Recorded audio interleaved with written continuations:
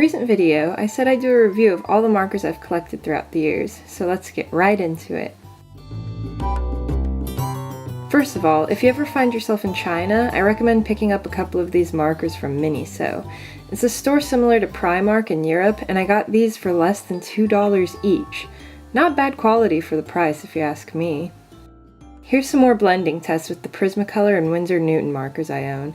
I got the Prismacolor set in college several years ago, and I've only had to replace a few of my most used colors.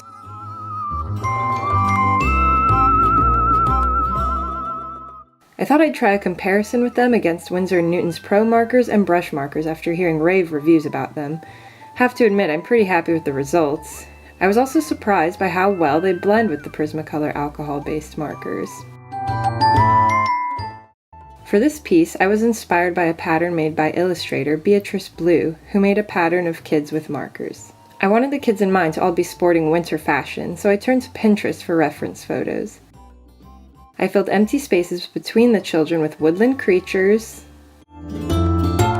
and Christmassy objects. Originally, I wanted to make this pattern to use on this year's gift wrap. We'll see if I get that printed in time though.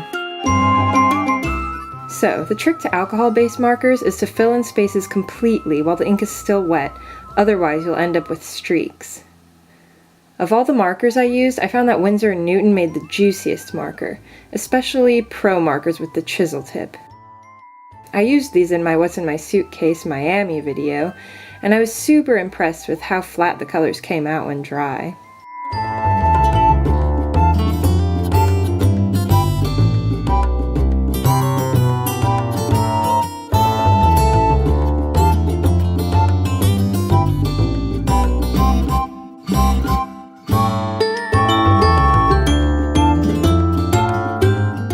I didn't use the Miniso markers too much for this project since they are the least professional, but the dark purple one I had came in handy for shadows on deep colors like this poppy red by Winsor & Newton. As much as I like the chisel tip to fill in those big spaces, I'm totally a brush tip type of girl, so I had to cave in and get some Winsor & Newton brush markers too. Happy I did for those fine lines. I guess it depends on what type of art you're making, but I've found people are either team chisel or team brush tip.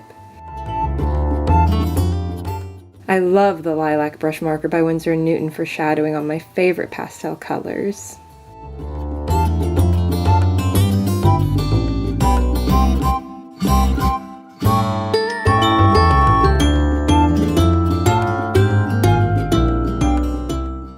Although there was a bit of bleeding since I was using Bristol paper, all the markers performed really well on top of each other.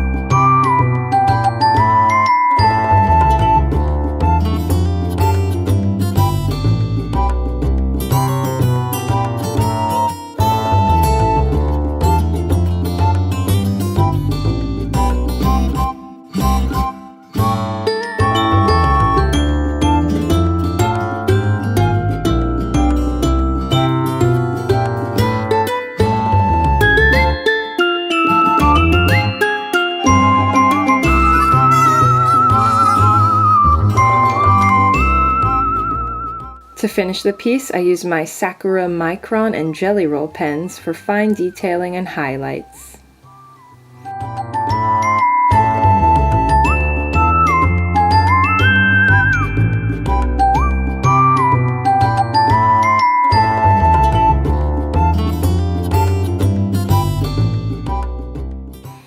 At the end of the day, I'm really happy with all my markers. These came out looking like they were printed by a computer.